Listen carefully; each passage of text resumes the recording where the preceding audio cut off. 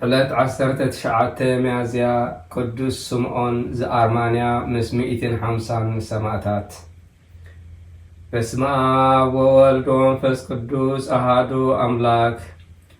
ዕለት 19 ሚያዝያ በዛ ዕለት እዚኣ ቅዱስ ስምዖን ካብ ሃገር አርማንያ ናይ ሃገር ፋርስ ኤጲስቆጶስ ምስኡ ከዓ 150 ሰማዕታት ሰማዕትነት ተቐበሉ።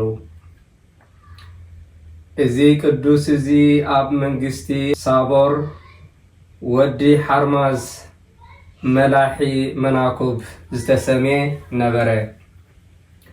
ንሱ እዚ ሳቦር ንኻልእ ንጉስ ምስ ኣሰነፎ የኣስሮ እሞ መናኩቡ የውፅኦ ወይ ይመልሖ ነበረ።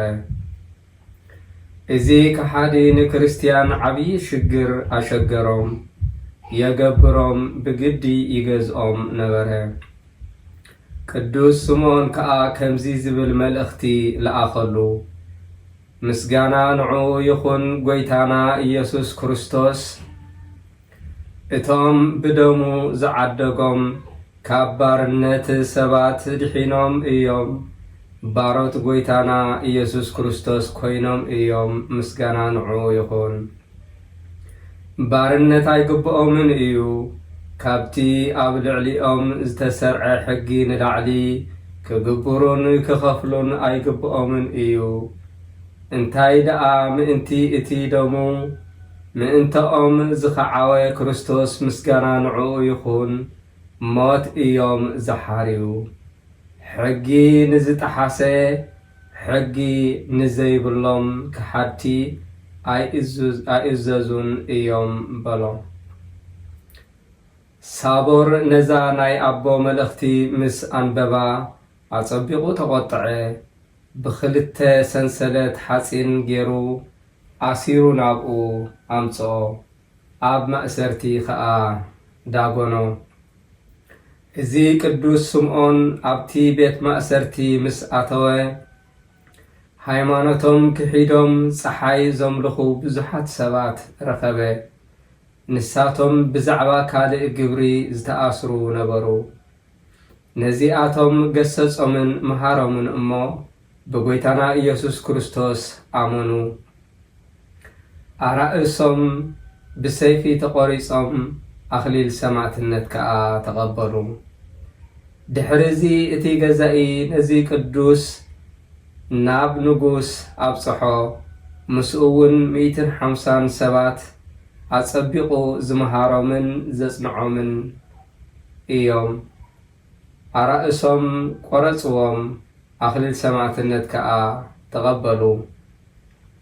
ሓደ ካብኣቶም ሰይፊ ፈሪሁ ሰንበደ፣ ሃይማኖቱ ክኽሕድ ደለ። ሓደ ካብቶም ኣብኡ ደው ኢሎም ዝነበሩ ከዓ ኣጸናንዖ፣ ኣጆኻ ኣይትደንግጽ፣ ኣይትሰንብድ። እዚ ብሰይፊ ምቑራጽ ኣዒንትኻ እንተ ዕሚትካ ወላሓንቲ የብሉን። ምስ ሰማዕታት ክትቁጸር ኢኻ፣ ምስ ጎይታና ኢየሱስ ክርስቶስ ከዓ ንዘለኣለም ክትነግስ ኢኻ ብሎ። ከምቲ ዝበሎ ድማ ገበረ። ተዓጊሱ ተሰየፈ እሞ ኣኽሊል ሰማዕትነት ተቐበለ። ነቲ ዘተዋብዖ ባስቕ ዝስሙ ሰብኣይ ከዓ ከሰስዎ። ንጉስ ከዓ ናብኡ ፀዊዑ መልሓሱ ኣቑረጾ፣ ቆርበቱ ድማ ቀለጦ እሞ ሞተ።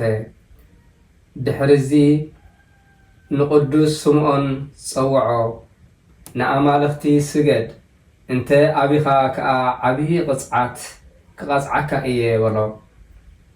እዚ ቅዱስ ከዓ ትእዛዙ ኣይሰምዐን፣ መቕፃዕቱ እውን ኣየፍርሖን።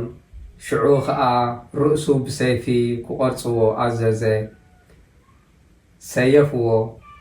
ናይ መንግስተ ሰማያት ኣኽሊል ሰማዕትነት ተቐበለ። ዕድሚኡ 120 ዓመት ገበረ።